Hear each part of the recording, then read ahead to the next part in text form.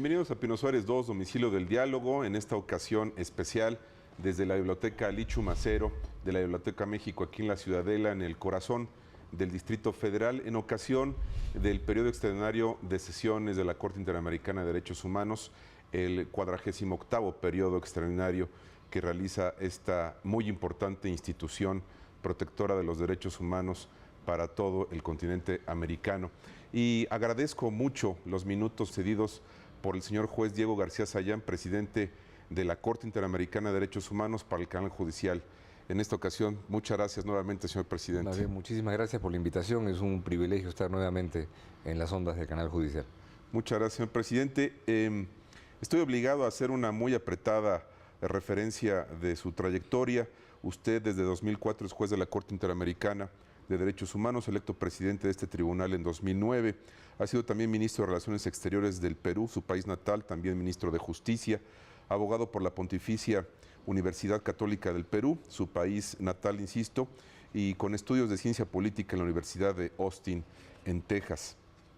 Quiero comenzar y aprovechar muy bien el tiempo que tenemos, señor presidente, para hablar de el tema de los 22 países de América que reconocen la competencia contenciosa de la Corte Interamericana. Es un número muy importante de naciones. Sin embargo, hay países que no aceptan esta competencia contenciosa, es decir, no aceptan someterse a las resoluciones de la Corte Interamericana. Tenemos el caso de Estados Unidos, Canadá, tenemos Venezuela, tenemos países como Belice, como Jamaica. El saldo es muy positivo, pero sí tendríamos mucho que observar hacia ese entorno. Quizá es un tema poco explorado a veces dentro del contexto del trabajo de la Corte Interamericana, pero quisiera introducir la conversación en la importancia que tiene como un organismo jurisdiccional de la Organización de Estados Americanos, que este conglomerado de naciones que aceptan voluntariamente la jurisdicción, pues suman en una evolución del buen tratamiento, del respeto a los derechos humanos, y que bueno, hay países que asumiendo su autodeterminación no han aceptado esta jurisdicción contenciosa, pero que pues en el futuro hay mucho que hacer en este sentido, señor presidente. Sin duda, ¿no? Y esto, como usted lo dice, es un tema que tiene que ver con decisiones soberanas de los países que nosotros naturalmente tenemos que respetar, pero como fotografía del presente es una realidad que, como cualquier moneda, tiene dos caras, ¿no? Porque tiene la cara que puede llevar a decir, bueno, el vaso no está lleno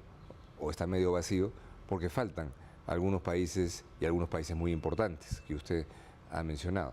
Pero la otra cara de esa moneda es que en este proceso en el que todos los países de América Latina, con la excepción hecha del reciente retiro de Venezuela, no solamente que sean miembros plenos del sistema y con ello hayan reconocido la competencia de la Corte, sino que en estas circunstancias que se ha viabilizado este diálogo jurisprudencial del que hablamos con tanta frecuencia, en parte porque hay una homogeneidad en las grandes concepciones jurídicas e incluso en los grandes enfoques culturales que nos hace que tengamos estos elementos comunes de ser latinoamericanos, ¿no? Entonces, eso de alguna manera ha hecho que las identidades, pese a las enormes diferencias que hay entre nuestros países y a las diferencias étnicas que existen también al interior de cada una de nuestras fronteras, eso ha sido un aspecto que yo diría va en el haber, ¿no? Haciendo la división contable de lo que ha significado esta Corte con una alma enormemente latinoamericana. ¿Qué pasa con el resto de países? No estamos en condiciones, ni me corresponde censurar que no sean parte de la Corte, están en su derecho de no serlo, y sin duda hacemos frente no solamente a una situación que deriva de decisiones políticas que tienen que adoptar los gobiernos y los respectivos parlamentos, que no son asuntos fáciles de procesar, como resulta más o menos evidente por lo que estamos viendo de contenciosos políticos entre gobiernos y parlamentos en varios de estos países, sino también porque la conceptualización jurídica en algunos de estos países es un poco distinta. El énfasis que se le da, por ejemplo, en el procesamiento de temas judiciales en los Estados Unidos al derecho internacional es muy pequeño. Es decir, no hay una recurrencia al derecho internacional que haga que en la cultura jurídica, no digo de un político, sino del abogado promedio, del juez promedio de los Estados Unidos, sea necesario consultar, tener en cuenta el derecho internacional, una sentencia de la Corte Internacional de Justicia de La Haya o nada parecido. Entonces lo que estamos haciendo es tratar de propiciar el diálogo. Hemos hablado mucho de diálogo, en este caso se trata de un diálogo con instituciones académicas, con instituciones políticas. Hemos tenido varias conversaciones con altos funcionarios del Departamento de Estado, que en lo que me queda de responsabilidad como presidente vamos a continuar, no con la idea ingenua de pretender resolver esto en pocas semanas o pocos meses, sino de que se pueda producir en un corto tiempo una mayor comunicación, que se conozca más qué es lo que está haciendo el sistema y la Corte Interamericana en favor de los derechos humanos, y estoy seguro que eso va a ir abriendo lo que por el momento es algo a lo que habría que aspirar, una mayor comunicación. Es un tema evidentemente de voluntad política que muestra la aceptación de una jurisdicción, de un tribunal que vela por los derechos humanos. Sin duda es una muestra de avance en cultura jurídica, en un tratamiento de una convivencia armónica en el concierto de las naciones, señor presidente. Y que yo creo que tiene, según los momentos de la evolución histórica, ha tenido lecturas distintas. Porque me da la impresión que lo que ocurría en nuestra América Latina allá en la década del 80 es muy parecido a lo que puede estar pasando hoy día en el África, en donde está naciendo la Corte Africana de Derechos Humanos y de los Pueblos. La percepción de que si iba a haber un tribunal internacional que tocara asuntos internos sobre derechos humanos, nada menos, ¿no?, iba a ir en desmedro de las atribuciones, de las facultades y de las competencias de las autoridades nacionales y en especial... O de la soberanía, de la soberanía. Entonces, lo que se está viendo en la práctica es todo lo contrario, porque bajo estos conceptos a veces ignotos de control de convencionalidad y de diálogo jurisprudencial, lo que está ocurriendo es que los tribunales nacionales se están dotando de mayores y de mejores herramientas para desempeñar su función, reiterando siempre, y la Corte Interamericana lo repite de manera sistemática, porque eso es la conclusión jurídica y es nuestra convicción total, de que la responsabilidad central en la protección de los derechos humanos es de las autoridades nacionales. Y por eso, este diálogo jurisprudencial en donde la jurisprudencia de la Corte y sus nociones puedan ser utilizadas dentro de lo que es su propia autonomía y ejerciendo sus derechos de soberanía interna, utilizada, digo, por los jueces nacionales, eso los fortalece, porque da unas capacidades de resolver con más prontitud casos y de manera que esos no tengan que llegar al sistema interamericano. La Corte tiene pocos casos. Si hablamos de un continente que tiene más de 500 millones de personas, contando a los dos grandes países demográficos, México, Brasil y todos los demás, y lo que llega a la Corte, estadísticamente, podríamos llamarlo irrelevante. Tendrían que llegar miles de casos por semana que la Corte no tendría capacidad de procesar para que dijéramos, en la Corte nos van a solucionar el problema. No, no, no. La Corte traza principios a partir de algunos casos y que son los tribunales nacionales aquellos a los que la gente puede recurrir, porque pregúntele a un ciudadano aquí en Tlatelolco cómo llega a la Corte Interamericana, cómo hace para que lo escuchen en Costa Rica y probablemente no tiene idea de cómo hacerlo y es normal, esa es la realidad y eso pasa también en Europa, guardando las distancias, de manera que el proceso nos ha enseñado que este tribunal, primero, no es un tribunal extranjero, es un tribunal creado por los estados por decisión soberana para que nos ayuden a ver cuando ya llegamos al límite y nuestras instituciones no han sido capaces de resolver. Y segundo, sus decisiones están orientadas a fortalecer, a darle, digamos, insumos, ¿no?, que como lo estamos viendo, los tribunales nacionales están utilizando de manera impecable. Y lo que es más importante todavía, que este papel lo están asumiendo de manera protagónica y central las altas cortes. Y creo que lo que ha hecho aquí en México la Suprema Corte de Justicia es ejemplar, con una fuerza y una claridad particular, pero no están tampoco muy lejanos los pasos que se han dado en la Corte Constitucional de Colombia, en la Corte Suprema de Argentina, en el Tribunal Constitucional de Perú o el Tribunal Constitucional de Bolivia, en la medida en que están dando líneas rectoras que fortalecen las instituciones, de manera que según los momentos, la conclusión es distinta, ¿no? Señor presidente García Sayán, como un muy apretado resumen de lo que ha sido este periodo extraordinario de sesiones en México de la Corte Interamericana,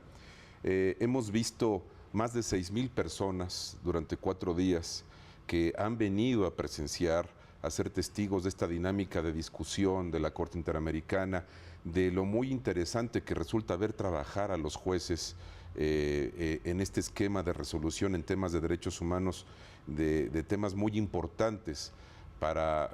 como usted dice, trazar criterios que son muy ilustrativos para resoluciones y para las jurisdicciones locales que son sumamente importantes.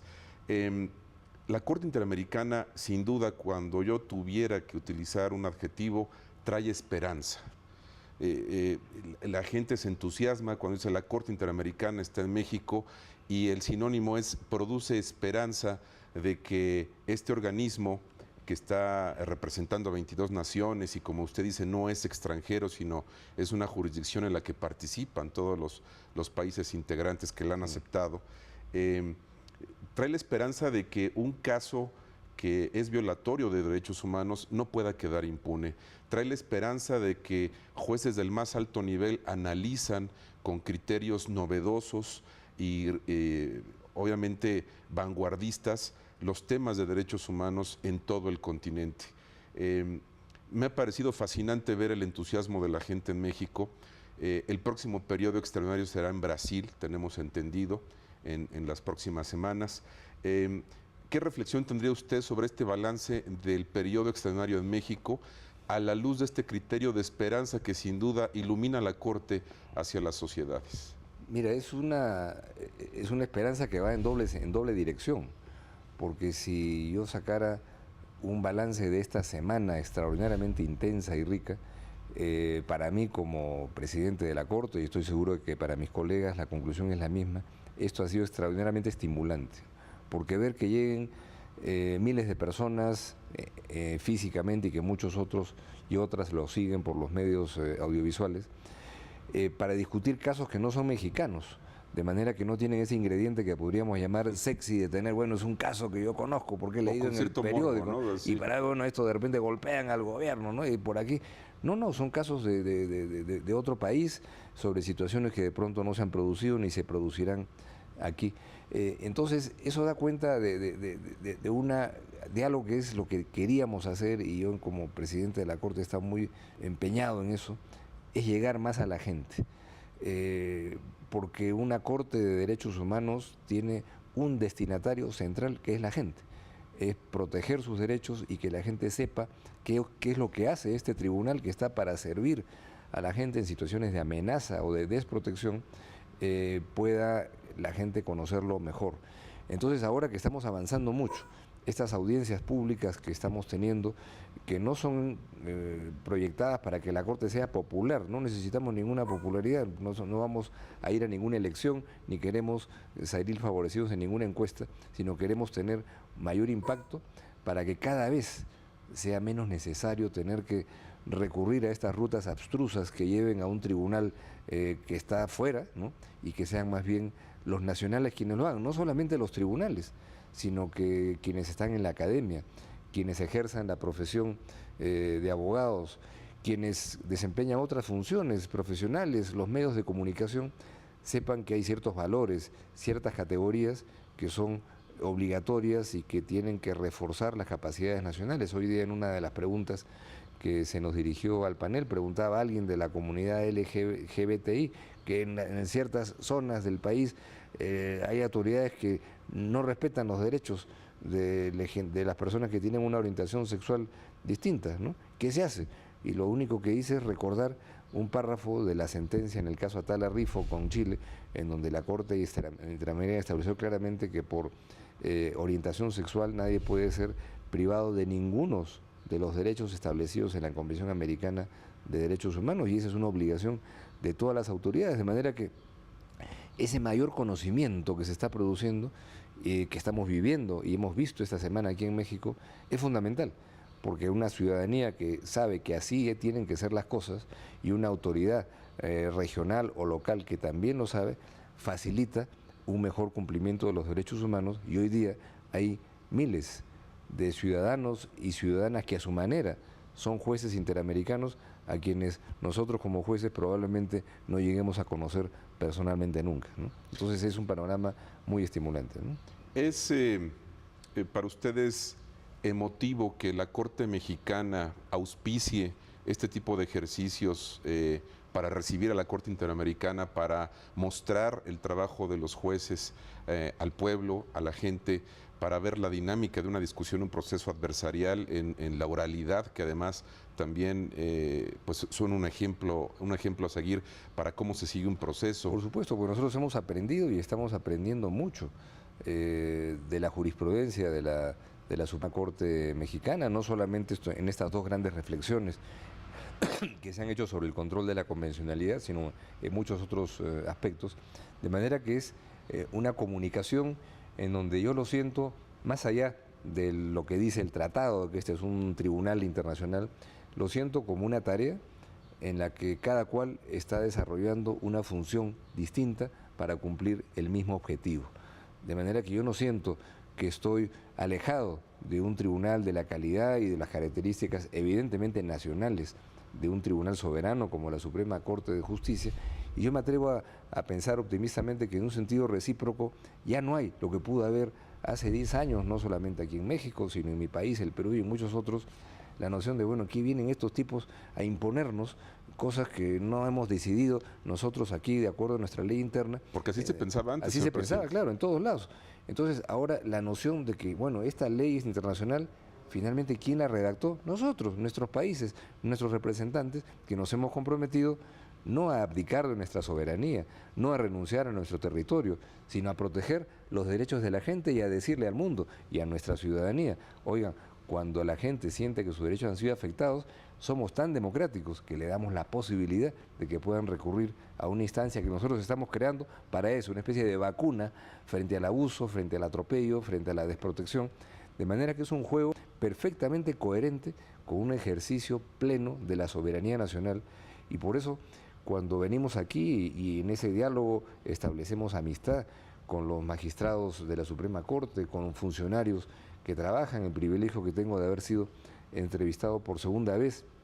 en el canal judicial, que lo siento con algo de atrevimiento, casi como un canal que fuera de mi país, ¿no? Porque Así siento, lo es, señor siento presidente, como una comunicación fluida en donde puede haber gente que no simpatiza con la Corte, con todo derecho, gente que diga, bueno, la Corte se excedió, u otros que digan, bueno, la Corte no vino y no se pronunció sobre tal y cual tema que era importante. Puede ser, y son visiones críticas legítimas que hay que respetar porque es parte de la vida democrática, pero creo que hoy día cada vez más se borronean las fronteras cuando se trata de respetar los derechos de la gente, en lo que no va en absoluto en desmedro de las funciones que son propias de las autoridades soberanas nacionales, que la Corte jamás invadirá ni se sobrepondrá a ellas, ¿no? El caso mexicano, señor presidente, nuestro país apenas en 1998 aceptó la competencia contenciosa de la Corte Interamericana de Derechos Humanos. En 2008, México recibió por primera vez el periodo extraordinario del tribunal en nuestro país.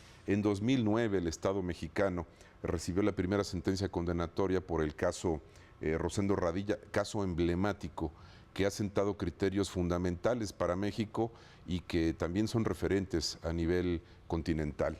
En 2011 se reforma nuestra Constitución de manera muy importante, reconociendo a los derechos humanos de fuente internacional el rango constitucional que siempre debieron haber tenido en la esfera de protección. Es inobjetable que estos hechos nos hablan de una evolución, señor presidente. Usted nota una evolución en el sistema de respeto a los derechos humanos, de el establecimiento de criterios que nos llevan a la protección más profunda y convencida de este sistema de derechos humanos. Sin duda, porque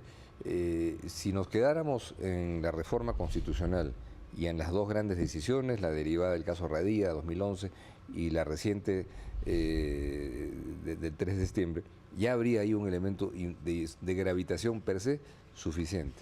Sin embargo, lo que constatamos cuando entramos al proceso de supervisión de las sentencias que se han dictado sobre México, 7, una está plenamente cumplida, eso se anunció hace algunas semanas, la del caso Castañeda Guzmán, y en las otras hay partes que se han cumplido y otras que no, no todo es color de rosa, por supuesto,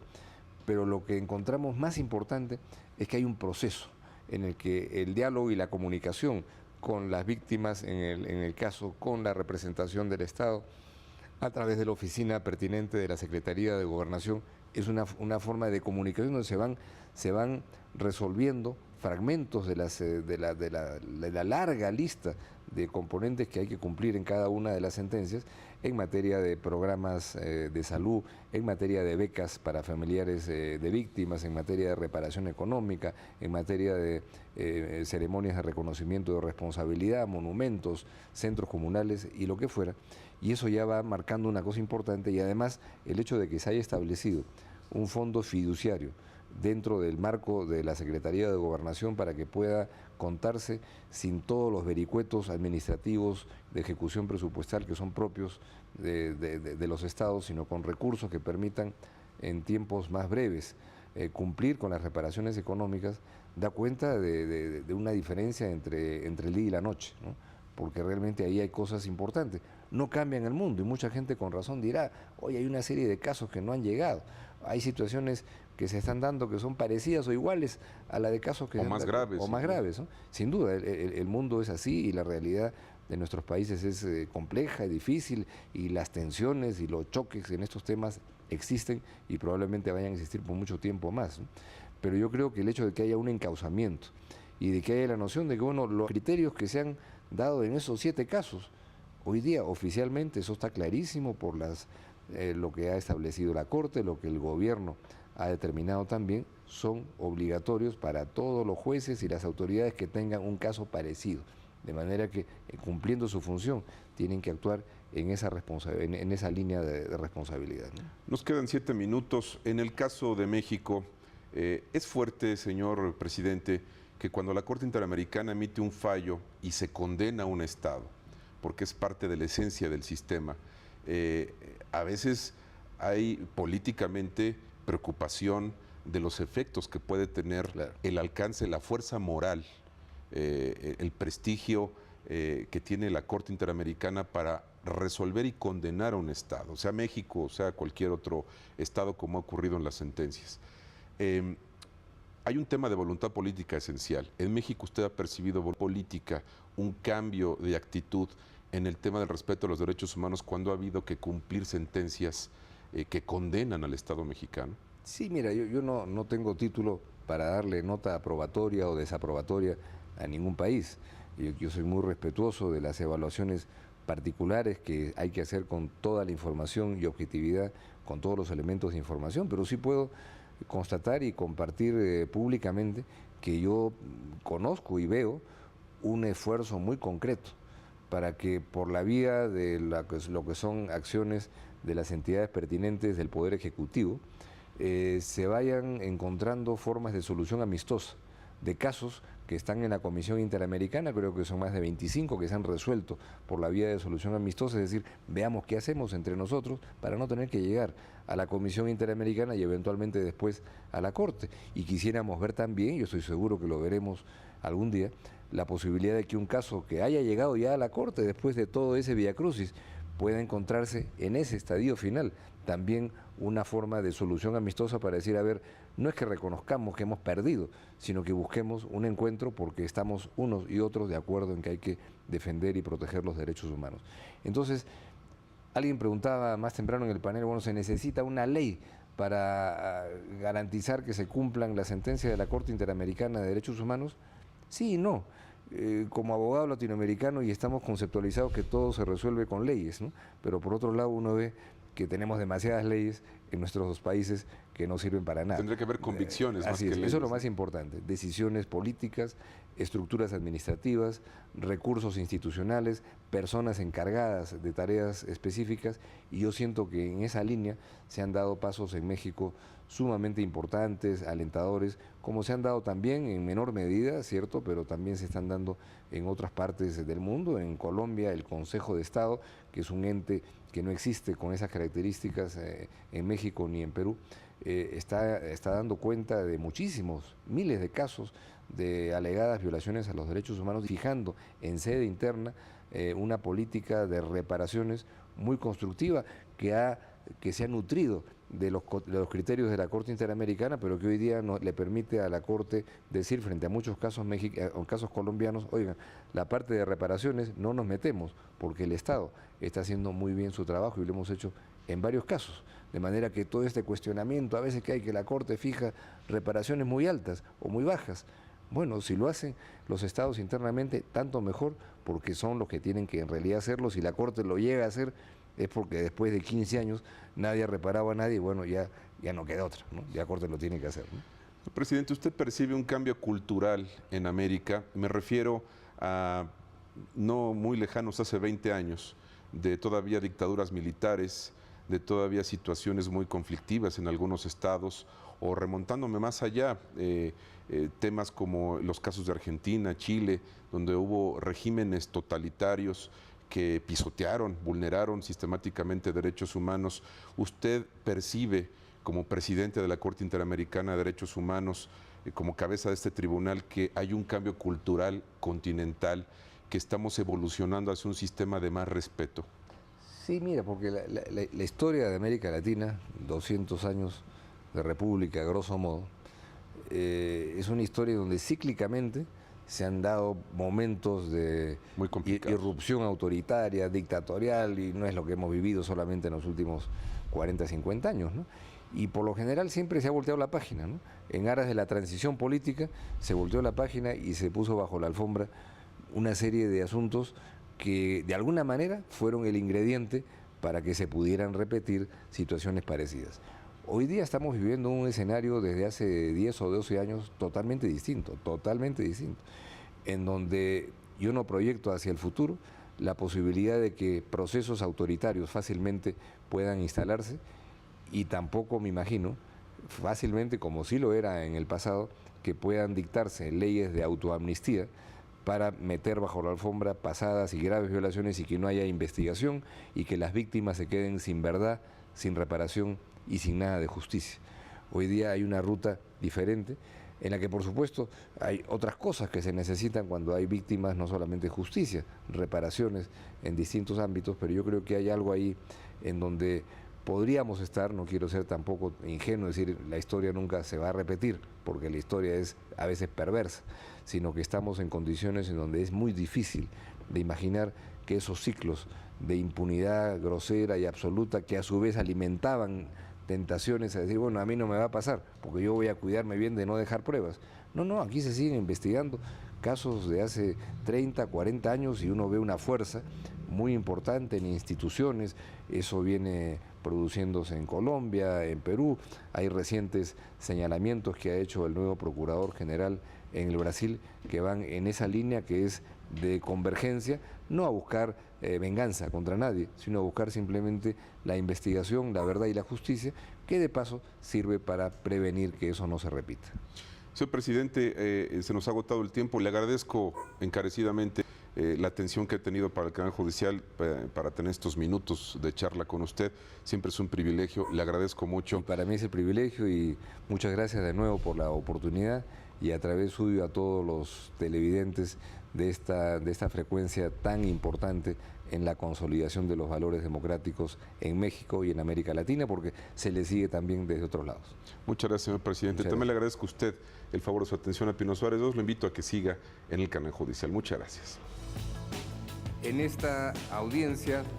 se van a examinar 6 declaraciones, una presunta víctima propuesta por los representantes. Tendremos ocasión de escuchar los alegatos orales de las partes, así como las observaciones finales, también orales, a cargo de la Comisión Interamericana de Derechos Humanos. Se abre formalmente esta audiencia pública en el caso Tide Méndez y otros con República Dominicana.